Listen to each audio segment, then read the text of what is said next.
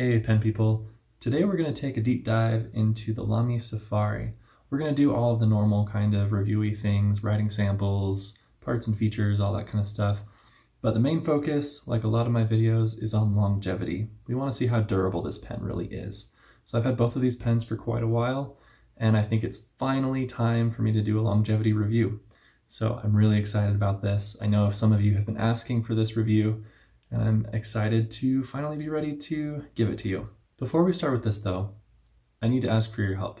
There's a little boy named Damien. He's 2 years old and he's dying from a super rare disease, and his mom is working really hard to get the funding necessary to get him on some experimental treatments, and they're getting close, but they need a lot of extra help. So I'm going to put a link to their website down in the description there. It's savedamien.com. Please check that out. This isn't sponsored by them at all. This is just something that I care about. And I know that the pen community is a cool community that cares about people. And so I hope that you'll check that out and see if you can donate just a few bucks. If you've got a cool Grail pen you're saving up for, maybe consider donating 10% of the cost of that pen. You'll recoup that money and you'll get your pen eventually. Or maybe you are a Lamy Safari collector. Maybe consider donating the cost of a Lamy Safari to Damien. And let's see if we can help extend his life and give him the life that he deserves. Okay, now let's jump into the review. Okay, so I have my two Lamy Safaris here. These are actually two of their special editions. I have the Petrol, which was, I forget, I want to say it was 2016 or 2017 that this came out. And the Violet, this is 2020, one of the 2020 special editions. So both really pretty pens. I don't care so much for the gloss finish on a lot of the standard Lamy Safaris, but a lot of their special editions have this matte finish, and I think that this finish is really nice. I like the feel of it, I like the look of it, and so yeah, that's why I have these two. Anyway, let's look at the design of this pen, how it's put together. We'll do a writing sample, and then we'll talk about the longevity sort of stuff, the parts of this pen that are adding to its durability and longevity, and the parts that might be weaknesses, might be liabilities as far as going into the long-term future of using this pen. Okay, so let's start at the heart of the pen, which is the nib. So the Petrol edition has a black nib, and the Violet has just their normal standard steel nib. And this is an extra fine. It's a little dirty, sorry. And this is a fine. So what's cool about these nibs, and what makes them kind of unique in the fountain pen world, is that the nib doesn't actually go into the grip section of the pen. It stops right here, and it just kind of wraps around the feed, and it just kind of friction fits on there. And so you can just pull, wow, ink everywhere. You can just pull this nib off. You can buy another one. I love that Lamy sells their nibs independently. You can buy another one and put it back on. So if you break a nib, if you drop your pen, you can get a new nib pretty easily. And if you decide, you know what, extra fine is not for me, I want to go all the way, I want a broad nib, you can just go do that. You can buy a broad nib. You can buy all the nibs and then have one pen and all those nibs, and you can just swap them out. So that's really cool. I like that about this pen quite a bit. This fine nib is awesome. This extra fine is actually not too bad either. It is a little bit scratchy, but that's kind of what you get with most extra fines. But I do have extra fines that are smoother than this one. And I've actually had a hard time with Lamy extra fines in general. I actually bought this pen with an extra fine nib, and it was awful. It dried out and was super scratchy and terrible. And luckily Goulet Pens was amazing, and they took care of me, and they replaced my pen without a bunch of hassle or anything. But then the new one also struggled. And so I just bought a fine nib, and it writes great. It's awesome. And like I said, this one's not bad. A little scratchy, but that's kind of what you get with extra fines. Also, if you get a black nib and decide you want to get a steel colored, or if you get a steel colored and decide you want a black nib, both are available. You can buy spare black nibs, so that's kind of cool as well. Okay, let's look at the cap here. The cap is pretty cool. I like the cap quite a bit. It's kind of a minimalist design. The clip is kind of a love it or hate it thing. A lot of people don't care for it. I love it because it's super functional. It's probably the most functional clip of any pen I own. And it's very unique too. It's functional, it's unique, and so I like it. And I think it looks good. There is an inner cap in here, and it does a pretty good job of keeping the nib sealed and ready to write. I haven't really had any hard starting issues whatsoever with these pens. So they have done a good job at designing this pen so that it seals very well. It has this interesting X finial on top, and that is kind of their symbol for fountain pen. If you buy a rollerball or a ballpoint, it will have a different symbol on here. I think one's just a line and one's a dot or something like that. And the X is typically what they use for fountain pens. I think there are some exceptions, but generally the X is for fountain pens. One of my pet peeves about this pen is that the finials don't line up with the clip. It's like they just screwed them on and just left them however they fell. And I wish there was a little bit more intentionality about putting them on so they lined up with the clip or something. I'll show you this one as well. So it just looks a little bit haphazard to me. It's a nitpicky thing. It's not the end of the world, but I wish that was a little bit different. The cap posts very nicely. It posts fairly deep. It's just slightly back weighted, not usually the end of the world. If I'm doing a long writing session, I'll take the cap off and just put it on my desk. But if I'm away from my desk and just jotting down some quick notes and I don't have a good place to put the cap, it's pretty convenient and simple just to put it on there. It stays on really well. And it has a gentle but fairly satisfying closure. I did have this cap come off in my pocket. I had this clipped to my jean pocket, and the cap came off and all of the ink came out and stained my pants. Luckily it wasn't a permanent ink. It came out pretty well, but that was kind of a bummer to have all of the ink leak out into my pants. It was diamine ox blood actually, so it kind of looked like I had just had like this huge wound on my leg that was bleeding through my pants, but it was ox blood, not my blood. And I've noticed, so I've had this pen, well, since it came out a few years back, and I've had this pen for close to a year. So I've noticed that this one has a more gentle closure, not as tight of a closure as this one. This one feels like it clicks in a little more securely.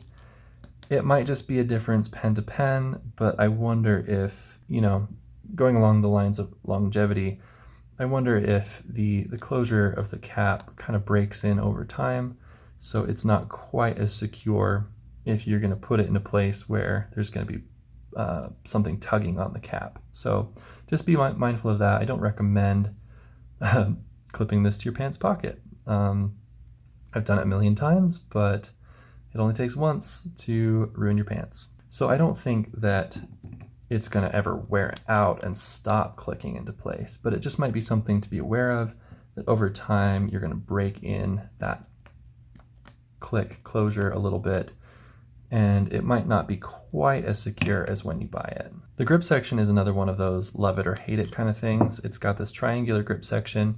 It's rounded on the bottom, more like a standard-ish pen, but then it has these cutouts on either side of the nib for your index finger and thumb, and the idea is that this helps you have a standard grip. And let me tell you, I have a standard grip and I have struggled with this pen grip. So it doesn't work for everyone. Even if you have a standard grip, it might not work for you very well. It's been a struggle, but I do like these pens, so I've tried to stick with it. And I've actually learned a few things along the way that have made writing with this pen much more pleasant for me. And I plan to talk about that in a future video, so stay tuned for that. Okay, so the ink window on here is cool. It's effective. You can see how much ink you have in there, which is kind of nice. And it kind of gives a cool feel to the pen. I think it adds something to the aesthetic to have that there. The ink window, though, does have one of my pet peeves with this pen. Kind of like the finial not lining up as well as it could. The ink window also doesn't line up quite as well as it could. I don't know if you can see that very well, but it kind of is off center from the grip section, just a little bit. I actually didn't notice it for a super long time. I got this pen and I noticed it right when I opened it, and I was like, what is going on? Why is this pen crooked? And then I noticed that my other Lamy Safari and my Lamy Vista were exactly the same way. So I wish they had made the threading of this pen just slightly different so that the ink window and the grip section could be perfectly aligned. They're not. It's not the end of the world, but I don't understand why there's that slight misalignment there. So the pen body itself is rounded, it has these flat sides to it, and a stamped logo that looks pretty nice. I really like the material. Like I said, I really like the matte versions of these pens, not so much the gloss ones. I feel like, I don't really know for sure, but I feel like the matte is going to hold up to wear and tear a little bit more. It also holds up to fingerprints. It doesn't get all fingerprinty. It looks pristine pretty much all the time, which is really nice. You can see a mold injection line here and there, nothing too crazy. You will see some evidence of manufacturing along here. I've got kind of a rough edge from where they just kind of snapped off the extra plastic or whatever. So not a big deal. It's an entry-level pen, so I wouldn't expect it to be aesthetically perfect, but there are some signs of the injection molding still, which I don't love, but it's fine. Okay, they've also done some interesting stuff with the converters of these pens. I'm going to open both of these because I have two different converters in here.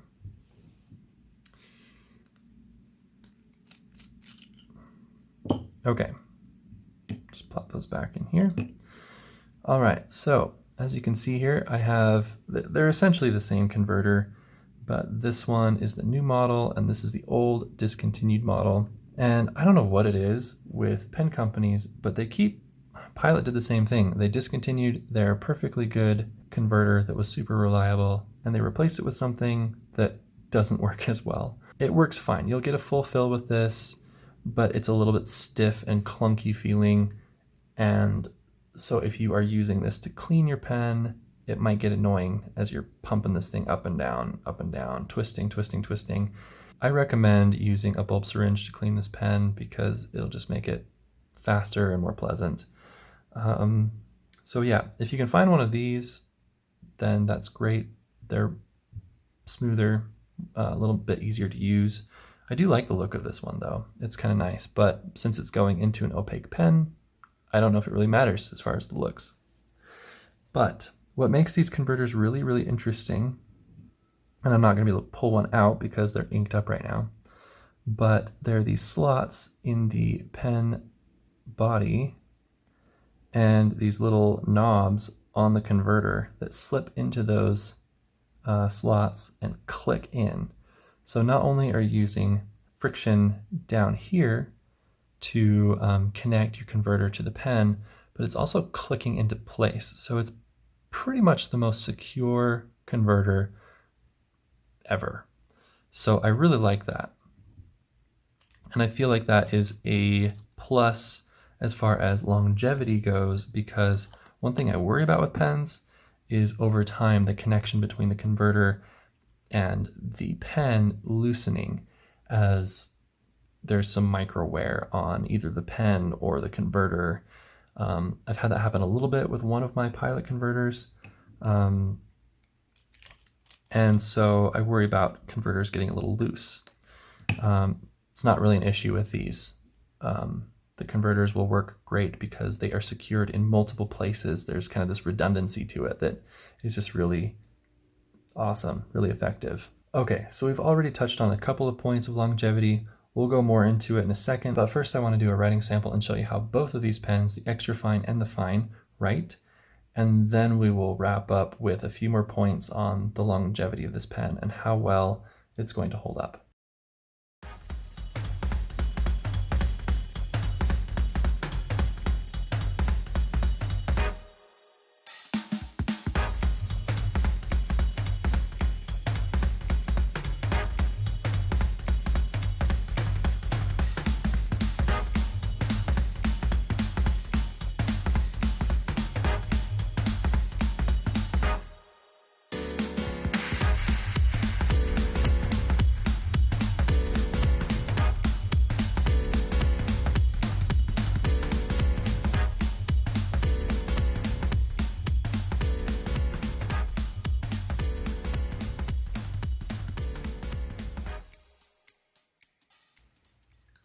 Okay, this is the second or third Mary Oliver quote I've done on my channel. I like Mary Oliver a lot.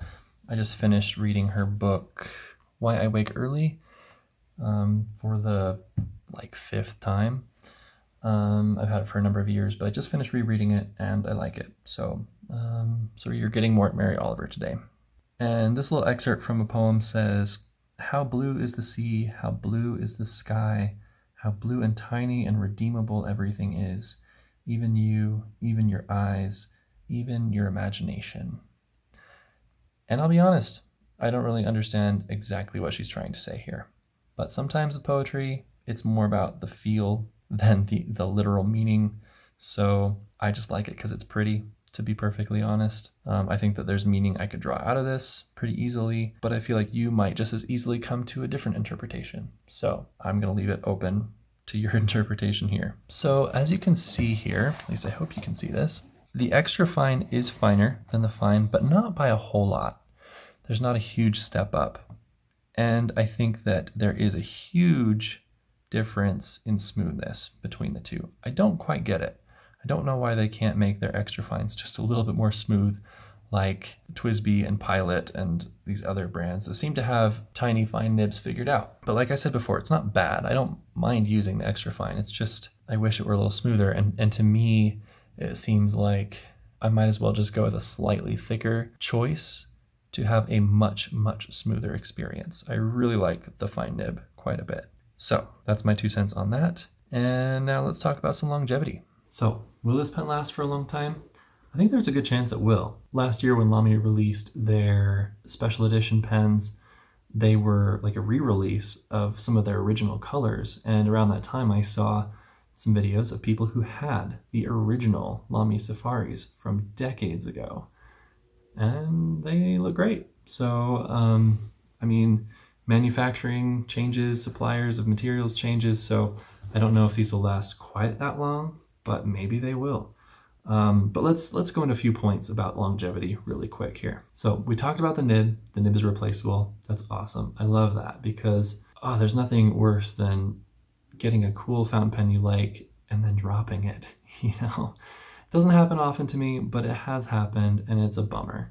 So it's nice that instead of having to try to figure out how to piece your nib back together or send it to a nibmeister or send it in for warranty or whatever, you can just buy a new nib. It's a little bit pricey maybe, but it's worth it. So I like that you can replace the nib. I also already mentioned that the snap of the cap kind of breaks in. So this is my newer one. This is my older one. So less of a snap with this one, less secure as far as the closure goes. So I don't think it's anything to worry about. I think it will last just fine. But over time, you may notice that your pen snaps on a little bit more easily. There will be some wear there. Nothing to worry about, but over time it will just break in a little bit and come off a little easier. So don't, if you've had your Lamy Safari for a while, don't put it in any places where there's going to be anything tugging on the cap because it might come off. The way that the converter connects to the pen has a lot going for it. It's really nice to have that clip-in converter so that there's less chance of the converter pen connection wearing out over time, because even if it wears a little bit, even if it gets a little bit looser, you still have this clip behind it holding it there, so it's not going to come off. So that is awesome for longevity. Let's talk about scratches. I do have some scratching along the barrel, but I didn't notice until recently. And I've been putting these pens through the ringer just a little bit more than usual. I'm usually pretty gentle with my pens, but I took these camping, which is not typically the gentlest thing for fountain pens, especially when you're in a desert full of sand. And yes, these did get sand all over them because it blew into my tent at night.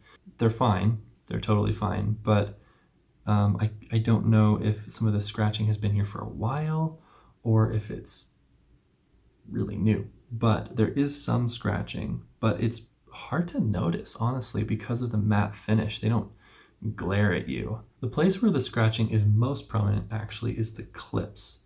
So these have kind of a painted finish on them, where some of the more standard editions of the Lamy Safari might just be plain stainless steel.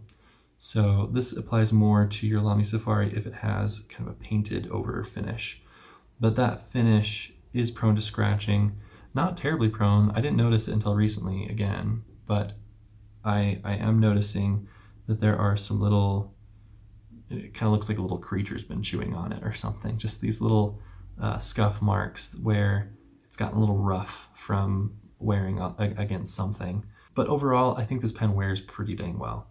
I don't think that there are any huge weaknesses as far as longevity. I think that this is a good pen and it will be a good pen for a long time. The one thing I will say that might be kind of a liability, something you'll want to be careful with, is actually the feed. There's nothing inherently wrong with the feed, but the pen design is such that you're not really meant to just kind of yank the feed out for standard cleaning and stuff. I believe these feeds can be removed. I don't know how to do it because I've never had to figure it out. I know there are videos about how to do it, but the design of the pen is such that it's not meant to be done regularly. So be careful with how you clean your pens. Don't use hard water that's going to get mineral deposits in there and clog up your pen. Make sure you're using something else. I use distilled water. That works for me. But whatever you use, make sure it's something that's going to be gentle on your pen. That way you don't have to go yanking your feed out and risk breaking it or whatever. But I think that is the only thing that really stands out to me as a potential issue for the long term. And it's really not that big of an issue because I'm pretty sure it is removable. You just have to be careful and make sure you know what you're doing. So I think that's it. Let me know if you have any questions. Make sure you go check out savedamien.com and I'll talk to you later. Bye.